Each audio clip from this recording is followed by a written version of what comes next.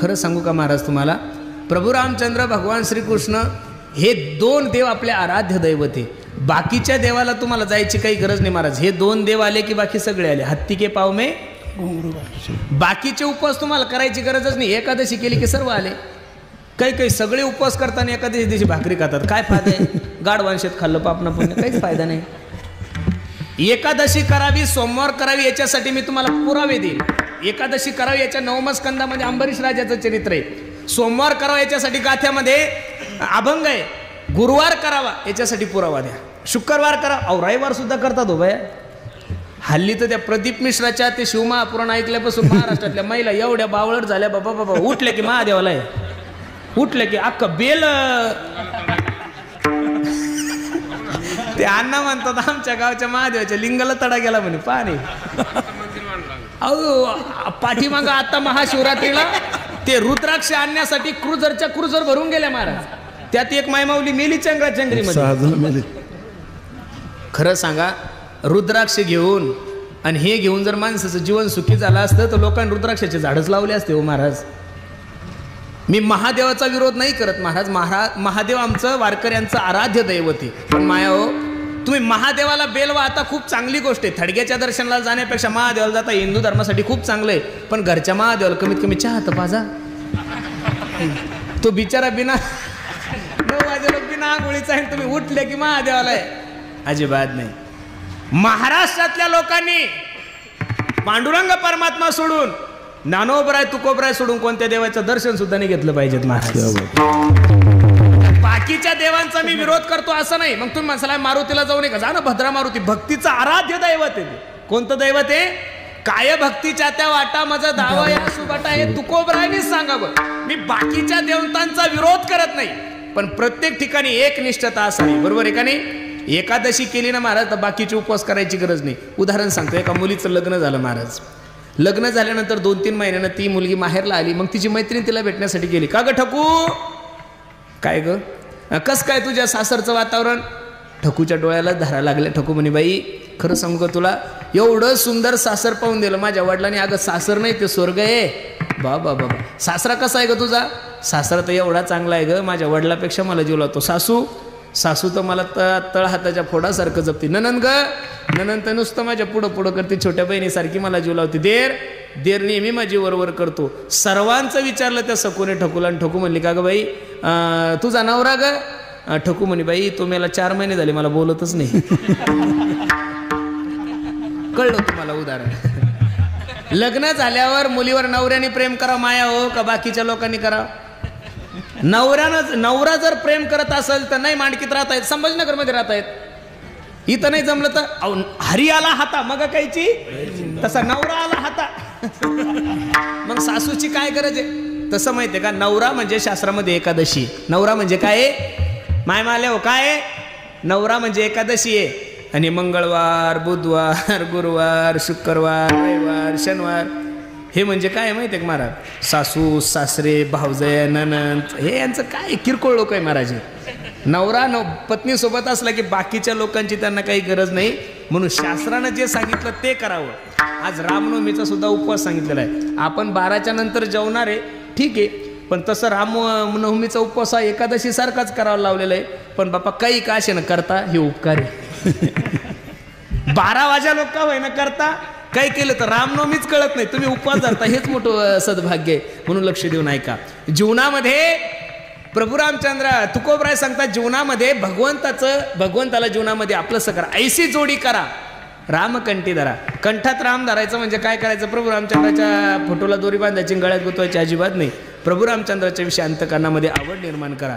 आणि ते आवड निर्माण करण्यासाठी तुम्हाला भगवंताने हा नर्दे दिलाय. दिले इंद्रिय हात पाय कान डोळे मुख बोलाया वचन, जेणे तू जोडसे नारायण नासे जीवपण भवरोग, जेणे हा जीव दिला दान, तयाचे करीन चिंतन, जग जीवन नारायण गायन गुण तयाचे. औट हात का मानव दे भगवान ने तुझको दिया, खाया पिया सुख से सोया, नाहक जमाना खोया. आणि त्या भगवंताला जीवनामध्ये आपलं करा, ऐसी जोडी करा, रामकंठी धरा, तेने चुके फेरा गर्भवास. आणि देवाला सोडून जगातल्या जेवढ्या काही गोष्टी तेवढ्या नाशिवंत आहे, दुःखाला कारणीभूत आहे. अभंगाचं 2रं चरण. नाशिवंत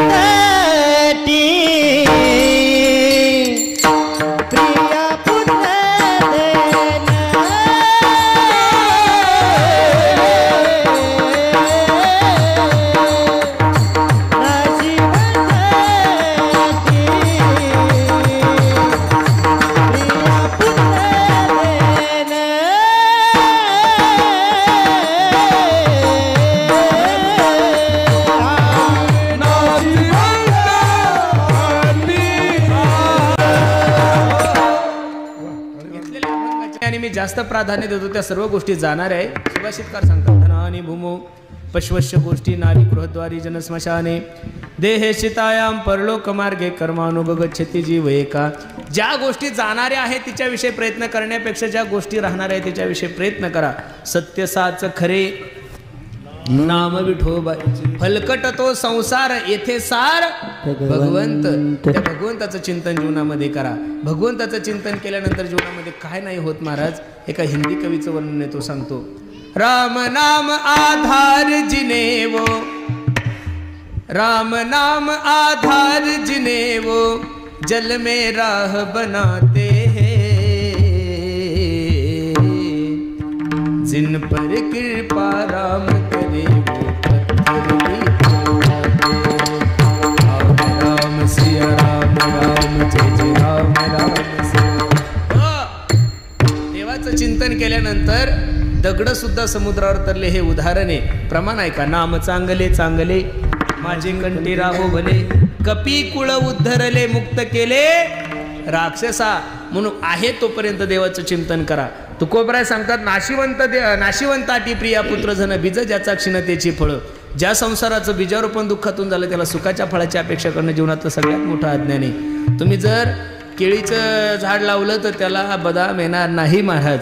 जे पेरसाल तेच उगवणार. आणि संसाराचं बीजारोपण दुःखातून झालेलं आहे. तुम्हाला असं वाटतं हे केलं की सुखी होईल ते केलं की सुखी होईल. अजिबात नाही. तुम्ही काही करा किती चला भर भर दोन्ही पाय असं वाटतं. पा खोजाला वाटतं गायक सुखी आहे. गायकाला वाटतं कीर्तनकार सुखी आहे. कीर्तनकाराला वाटतं बसणारे सुखी आहे. अजिबात नाही. सुखी कोणीच नाही महाराज. दिसताना जरी तुम्हाला कपडे गाड्या घोड्या दिसत असेल पण आतून काय तेल मुंग्या चावतात हे ज्याचे त्याला माहित आहे. ही वस्तुस्थिती खरं. ही परिस्थिती खरी आहे. मी सांगतोय तुम्हाला. काही लोकांना माझ्याकडे पाहिलं की असं वाटतं बाबा काय मजा आहे पुरुषोत्तम पाटलाची. दररोज 2-2 कीर्तन. ते डिझेल धरत नाही गाडीचा मेंटेनन्स धरत नाही डायरेक्ट वजाबाकी करतात बेरीज करतात. अरे पण तब्येत पहा ना महाराज. सकाळी तुमच्या गावाला यायची जी इच्छा नव्हती. मी 9:30ला झोपेतून उठलेलो. मोबाईल बंद होता आणि बहुतांशी ज्यानं तारीख घेतली त्याचा तो जीव असा धाक धूक धाक धूक धाक धूक धाक कंटाळून गेला. उठलं की तेच ना. काल नागपूरहून इथं परत आज 2 करायचे अवघड आहे. नुसतं गाडी एक गाडी गाडी दोन्ही गाडी गाडी त्रिक गाडी गाडी चौक गाडी. तारखीचा फोन जरी आला तर राग येतोय अण्णा. आता असं वाटतं कोणीतरी असं म्हणावं 4-5 दिवस चला कुठं फिरायला. काही जेवायला अजिबात नाही. कंटाळाला. कोणताही विषय असू द्या आती झाला की त्याच्यात त्रास आहेच महाराज. आती सर्वत्र वर्जेत. मग कोणतीही गोष्ट असू द्या. आती संपत्तीही कामाची नाहीये. आती खाणंही कामाचं नाहीये. आती फिरणंही कामाचं नाही. आती कीर्तन तर अजिबात कामाचे नाही महाराज. बरोबर आहे का नाही. एक करायचं आपलं ताण नाही. आता भरपूर झालं. आता याच्यापेक्षा जास्त अजून काय करायचं महाराज. मला त्या पाठीमागं ते मन मंदिरावाल्यांनी फोन केला होता. म्हणे सगळ्या कीर्तनकाराचे कीर्तन झाले म्हणे तुम्ही कीर्तनच घेत नाही. म्हणलं नाही मला आवडत नाही. म्हणलं काय करायचं. म्हणलं पहिलंच एवढं नाव झालं ना आता परत टीव्हीवर जाऊन नाही म्हणे टीव्हीवर आठवण राहते. मला आता टीव्हीच कोण पाहत आहे. लोक टीव्ही सुरू करून मोबाईल खेळत आहेत महाराज. बरोबर आहे का नाही. आणि मग त्यांना ते म्हणे महाराज तुमच्या तारखी वाढतील ना. मी म्हणलं पहिल्याच मोबाईलमुळे 3-3 आहे. याच्यापेक्षा अजून जास्त वाढवायची अपेक्षा नाहीये. आती कोणतीही गोष्ट नको. म्हणून माझी विनंती दादा एवढा सुंदर नर्दे तुमच्याने माझ्या जीवनात प्राप्त झालाय ना. या सर्व गोष्टी संसारातल्या जाणार आहे. मग त्या जाण्याच्या अगोदर माणसानं सावध व्हायचं. काय करायचं. ऐशी जोडी करा रामकंठी धरा तेरे चुके फेरा गर्भवास नाशिवंताटी प्रिया पुत्र धन बीज ज्याचा क्षीणतेची फळं. आपणच संसार करतो असं नाही. आपल्या बापदाद्यापासून करत आलोय. आजा मेला पंजा मेला बाप मसना गेला. आजा मेला पंजा मेला बाप मसना गेला. देखत देखत ना तू पण तो ही तैसा झाला. उठा उठा जागा पाहती भय आले मोठे. आपला आजा गेलाय. आपला पंजा गेला. बाप मसनात गेला. त्यांच्या कोण जर संसार परिपूर्ण नाही झाला तर आपल्यासारख्या लोकांनी संसारात अपेक्षाच करू नका. करिता बरोबरी दुरावशी दुरी भवाची पुरी वाहवशी. मग महाराज आम्ही करायचं काय. सोपं साधन तुकोबराय सांगतात. नाव धड करा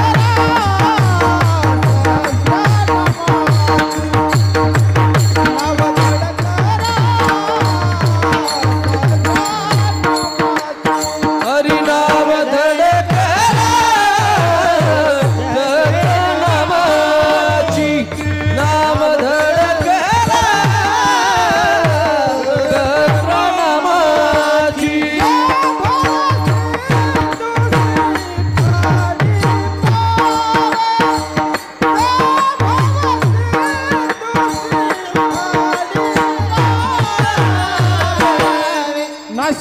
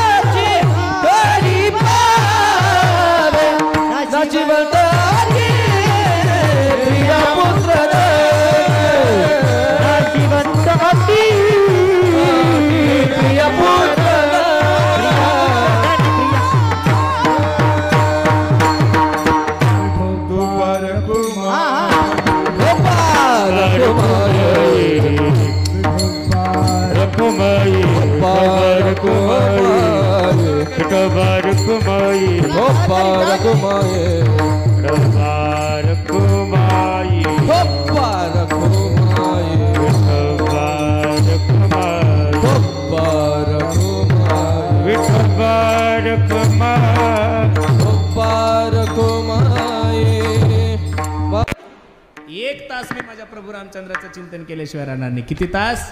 एक तास. विनवी तो सकळ जना कर जोडोनी थोर लहाना दान तुले द्या मज दिना म्हणे तुकया बंधू राम मनागा राम राम स्मराधी लाहो करा गाठ घाला मुळबंदी सांडा वावगी या उपाधी लक्ष लावून राहा गोविंदिगा. बाकीचं काही करण्याची गरजच नाही महाराज सांगतात. न लगे तीर्थाचे भ्रमण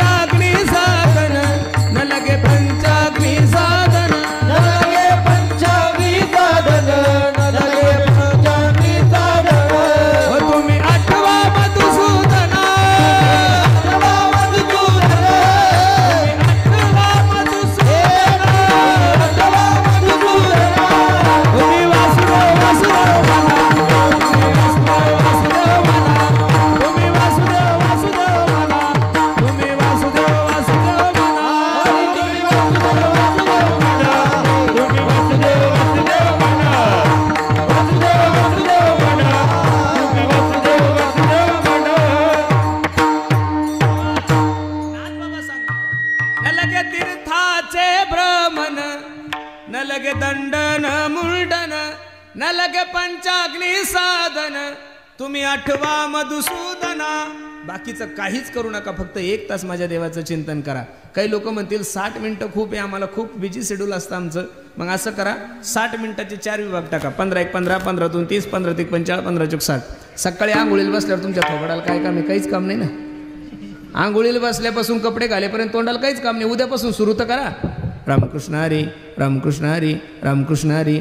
प्रभू रामचंद्राचा जन्म उत्सव म्हणजे नुसतं जेवण करणं, न मंडप लावणं, भगवे झेंडे लावणं अजिबात नाहीये. प्रभू रामचंद्राच्या जन्म उत्सवाच्या दिवशी जीवनातलं एखादी तरी वाईट गोष्ट टाकणं, एखादी चांगली गोष्ट स्वीकार करणं हीच प्रभू रामचंद्राचा जन्म उत्सव आहे. काही लोक जुन्या टाकून देतील, नव्या चपला घेऊन जातील. असं करू नका बरं. जीवनामध्ये संकल्प करा, दररोज 1 तास देवाचं चिंतन करा. मी नारदाची गादीवर सांगतो, प्रभू रामचंद्राची शपथ घेऊन सांगतो, तुमच्या जीवनात होणारा अपघात सुद्धा माझ्या भगवंताच्या चिंतनाने तरल्याशिवाय राहणार नाही महाराज. तुम्ही फक्त विश्वास ठेवा त्याच्यावर. नक्की माझा विश्वाचा मालक तुमचे संसार रूपी नौका पैल तीराला नेईल. सकाळी 15 मिनिटं करा. इथून तुम्हाला संभाजीनगरला जायचं असेल, कुठं गोपाळपुऱ्याला जायचं असेल, इकडं कुठं सांगवीला जायचं असेल, सांगवीला तुमचं दुकान आहे, 15-20 मिनिटं जायला लागतात टू व्हीलरवर. मग त्या 15 मिनिटात टू व्हीलरवर तुमच्या हाताला काम आहे, पायाला काम आहे, थोबाडाला काय काम आहे? किक मारली की तिथपर्यंत जाऊस तर रामकृष्ण हरी, रामकृष्ण हरी, रामकृष्ण हरी, रामकृष्ण हरी, रामकृष्ण हरी. बस तिथून घरी येताना 15 मिनिटं करा. झाले 45 मिनिटं. आणि जेवण झालं की झोपण्याच्या अगोदर 15 मिनिटं करा. 1 तास जर तुम्ही माझ्या प्रभू रामचंद्राचं चिंतन केलं, माझ्या भगवंताचं चिंतन केलं, तर मी नारदाच्या गादीवर सांगतो, तुमच्या जीवनात कितीही मोठं संकट असू द्या, निश्चित माझा भगवान परमात्मा मागे पुढे उभा राहे. आलिया आघात निवाराया. नक्की तुमची आठवण तो करल.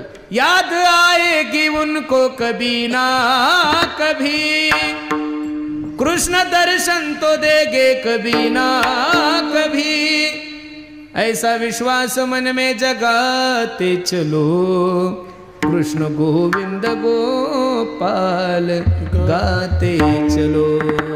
म्हणून देवाचं चिंतन करा, नाव धड करा सहस्रनामाची, ते भव सिंधूशी थडी पावे. आणि असं जर तुम्ही भगवंताचं चिंतन केलं तर काय होईल याचा फायदा तुकोबरा शेवटच्या चरणात. तुका म्हणे का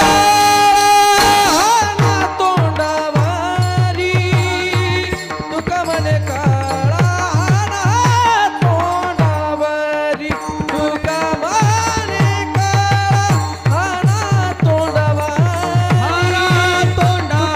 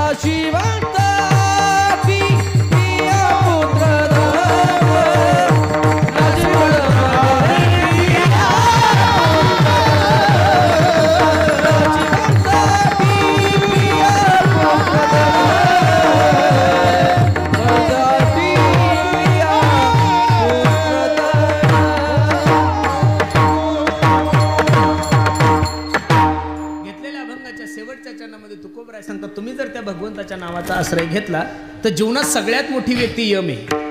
तुम्ही जर लय मोठे झाले तर गावावर विजय मिळू शकता, तालुक्यावर मिळू शकता, जिल्ह्यावर मिळू शकता, महाराष्ट्रावर, देशावर, जगावर. पण जगावर विजय मिळवण्याची ताकद या जगामध्ये कोणाकडे नाही, ती फक्त यमाकडे. आणि तो यम त्यानं कोणालाच सोडलं नाहीये महाराज. देवाच्या बापाला सुद्धा या मृत्यूलोकाची यात्रा संपून जावं लागली.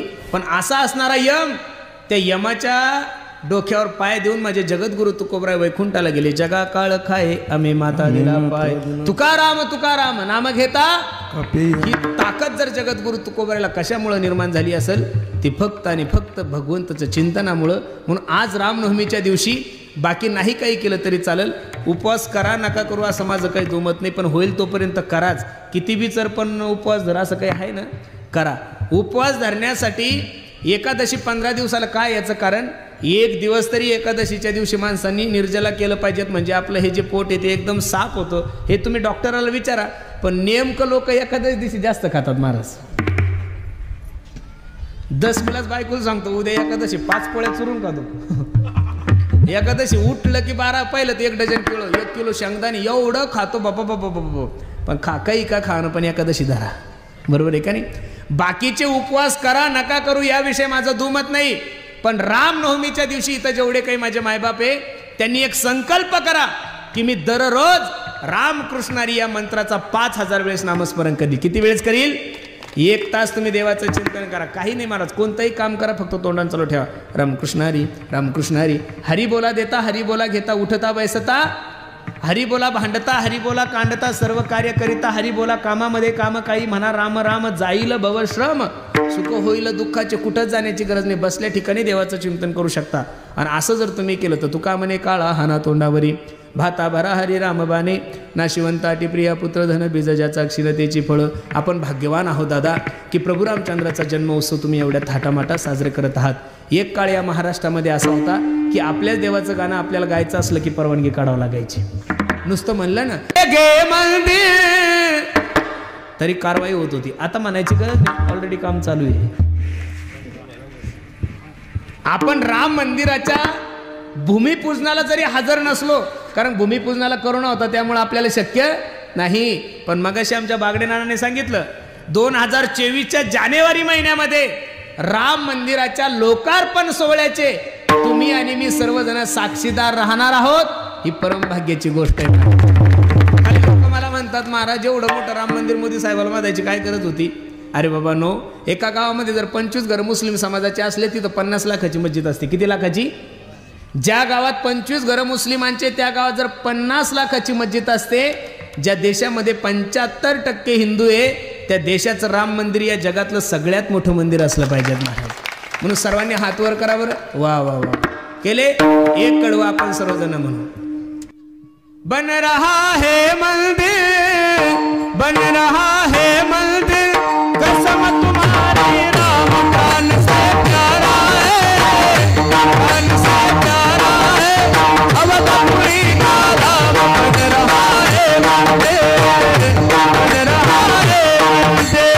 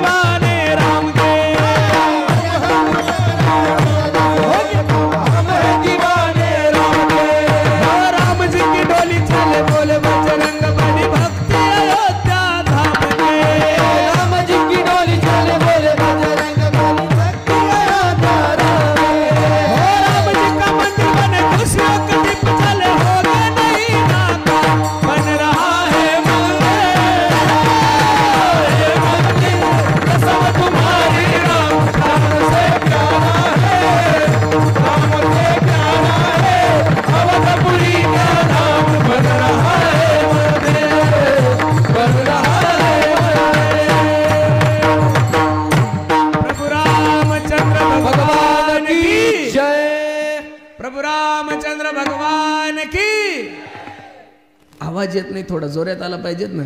प्रभू रामचंद्र भगवान की, प्रभू रामचंद्र भगवान की.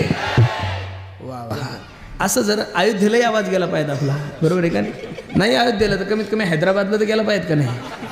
तुम्ही म्हणसाल हैदराबादला का गेला पाहिजे? तिथं एक पिसाळेल कुत्रा असतो, नाव नाही घ्यायचं त्याचं, कारण कुत्र्याचं नाव कीर्तनात नसतो घेते, बरोबर आहे का नाही?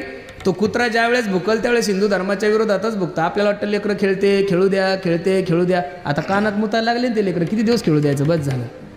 आपण आपल्या हिंदू धर्माची जोपासना करा. मी नेहमीच सांगत असतो कीर्तनातून, या महाराष्ट्राने या भारतानं कधीच मुस्लिमांचा विरोध केला नाही महाराज. आम्ही जेवढं तुकोबरायला मानतो तेवढंच कबीर महाराजांना मानतो. आम्ही ज्ञानोबराय तुकोबरायच्या सोहळ्यात जर पाहिलं तर काही मुस्लिम लोकांचे कीर्तनकार आहे, काही मुस्लिम लोक, काही मुस्लिम गायक आहे, काही मुस्लिम वादक आहे, काही मुस्लिम लोकांच्या पंक्ती सुद्धा असतात महाराज. लोणारला सुद्धा मुस्लिम लोकांच्या पंक्ती. पण खरं सांगू का, मुस्लिमांचा विरोध करत नाही, पण तुम्ही जर महाराष्ट्रात राहून भारतात राहून आमचंच खाऊन जर पाकिस्तान जिंकल्यानंतर जर संभाजीनगरमध्ये फटाके फोडत असाल तर तुमच्यासारख्या नालायकांच्या विरोधात आम्ही बोलणार म्हणजे बोलणार. आणि ज्या संभाजी महाराजाने या देशासाठी बलिदान दिलंय, ज्या औरंगजेब बादशाने संभाजी महाराजांच्या डोळ्यामध्ये गळम सळाया घातल्या, एवढा त्रास दिला, त्या संभाजी महाराजांनी या महाराष्ट्रासाठी बलिदान दिलंय. त्या छत्रपती संभाजी महाराजांचं नाव जर तुम्ही शहराला देण्यासाठी विरोध करत असाल तर तुमच्या विरोधात आम्ही बोलणार म्हणजे बोलणार. आम्ही तुम्हाला आमचं नाव थोडं द्या म्हणलंय.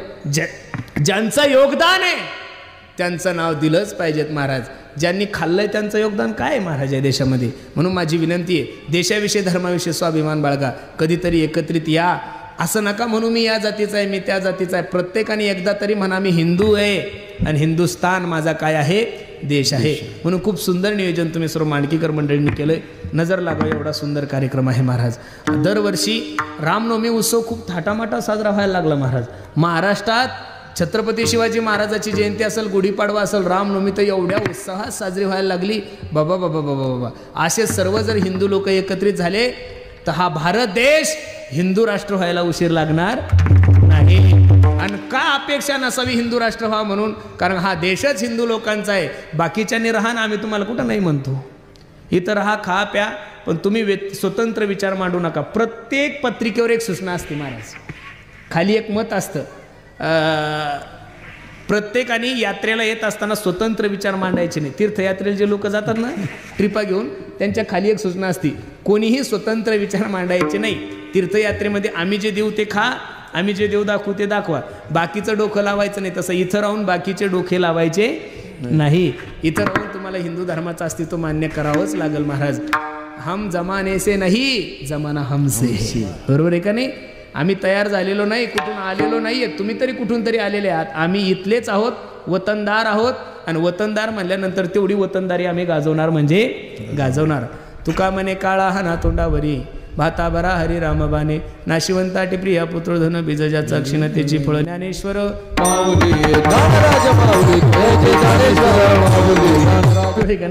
ऐका लक्ष देऊ. म्हणून खूप सुंदर नियोजन तुम्ही सर्व मंडळी केलंय, द्यावे तेवढे धन्यवाद. मला आकर्षण वाटतं या मंडपाचं. एक सर्वात मोठं गोष्ट घेण्यासारखी आहे. या मंडपाचा जर सर्वे केला तर पुरुषांपेक्षा महिलांची संख्या ही जास्त आहे. त्याबद्दल माता माऊलींच्या चरणी मी माझा माथा ठेवतो. प्रत्येक ठिकाणी माझ्या माय माऊल्या खूप पुढं आहे. आणि पुरुषांमध्ये जर पाहिलं तर 80% तरुणांची संख्या आहे, फक्त 20% वयस्कर लोक आहे महाराज. ही सुद्धा खूप चांगली गोष्ट आहे.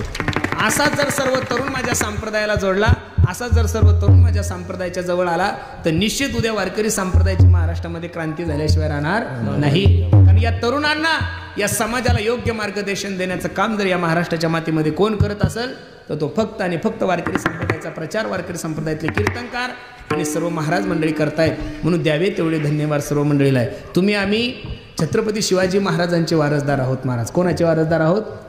या महाराष्ट्रामध्ये माझ्या छत्रपतीचं एकही मंदिर नाहीये. याचं मनामध्ये दुःख नका बाळगू गाड्यांनो. पण महाराष्ट्रातले जेवढे काही मंदिर आहे तेवढे फक्त आणि फक्त माझ्या छत्रपती शिवाजी महाराजांमुळेच. याचा सार्थ अभिमान ठेवा. म्हणून तर अख्खा महाराष्ट्र मोठ्या प्रेमानं म्हणतोय, हो माझ्या राजाचं नाव गाजते गडकिल्ल्याच्या गडावर, माझ्या देवाचं नाव गाजते गडकिल्ल्याच्या गडावर, माझ्या राजाचं नाव गाजते गडकिल्ल्याच्या गडावर, माझ्या देवाचं नाव गाजते गडकिल्ल्याच्या गडावर. हो हो आठवण येते मना मनातून भगवा झेंड्याची सलाम, भगवा झेंड्याची सलाम, भगवा झेंड्याची सलाम. हो जात पात ना धर्म पाहिला जगला माणूस की, जगला माणूस की, जगला माणूस की. पुन्हा जन्म घ्या अशीच शिवभक्ताच्या हृदयावर, पुन्हा जन्म घ्या अशीच शिवभक्ताच्या हृदयावर. माझ्या देवाचं नाव गाजते गडकिल्ल्याच्या दगडावर, माझ्या सुराचं नाव गाजते गडकिल्ल्याच्या दगडावर, माझ्या देवाचं नाव गाजते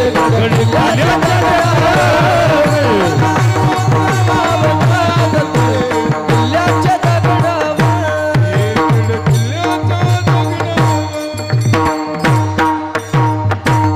प्रत्येकाने देशाविषयी, धर्माविषयी स्वाभिमान बाळगा. खूप गोड नियोजन तुम्ही सर्व मंडळींनी केलंय. नजर लागावं एवढा सुंदर कार्यक्रम तुम्हाला मायबापांनी आहे. खूप सुंदर नियोजन केलंय. हाच रामनवमी उत्सव प्रभू रामचंद्र पुढचे 100 वर्ष करून घेऊ अशी प्रभू रामचंद्राच्या चरणी मी प्रार्थना करतो. आणि दरवर्षी माझंच कीर्तन हो अशी सुद्धा अपेक्षा ठेवतो. ऐकणारे बदलले तरी चालतील, त्याचा काही प्रॉब्लेम नाही, पण कीर्तनकार तोच पाहिजेत. कार्यक्रमासाठी उपस्थित टाळकरी चेंजेस झाले तरी काही एवढं प्रॉब्लेम नाही, पण कीर्तनकार तोच पाहिजे. बरोबर आहे का? आता गुरुजीनं रिटायर झालं तरी चालतं, कारण शिष्य एवढे तयार झाले त्याच्यामुळे गुरुजीनं कुठेतरी थांबलं पाहिजे. बरोबर आहे का नाही? म्हणून कार्यक्रमासाठी उपस्थित सर्वच गुणीजन महाराज मंडळी, त्यामध्ये प्रामुख्याने ज्यांनी गोड असा पखवाज वाजवला. रामनवमीचा उत्सव आहे महाराज. एक गाव नाही की त्या गावामध्ये रामनवमीचा उत्सव साजरा होत नाही. पण अशाही दिवशी एवढे कलाकार तुम्ही एका दिवशी गोळा केले, म्हणून एकदा सर्व वादकांसाठी सर्वांनी एकदा टाळी वाजवा महाराज. वा वा, खूप सुंदर. कारण की पहिले कधी कधी एक वादक भेटत नाही. आज वादक वेटिंगवर आहे. आमचे राजू महाराज, अर्जुन महाराज, आमचे दादा, सर्वच मंडळी आहे. आणि गायकांमध्ये काय विचार करायचा, काही काही लोकांनी